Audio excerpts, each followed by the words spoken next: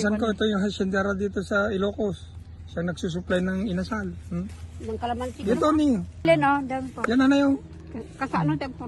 Ganda ko mapangkating mo ah. Ayan si JJ. Ganun lang? May kuha lang daw kaya yung sako ni Pan. Pupunin daw natin yung sako. Ay, yung laki oh. JJ, kunin mo yung malaki. Bakit? No, enough. O, tama na daw, sabi ni Bilen. Citrus. Ayan. Tadi nga ipagbaga. Ilang ektaryang ano, Na ito. kalamansi. Tayo kumapaijat ano adakatin sa Jay. Oh guys, we are in Ilocos. Ano mayawit kay Ito yung mga produkto ng mga Ilocano. Kasi sipag mga Ilocano, kaya din. na mabusisi. Ito ti bunga na.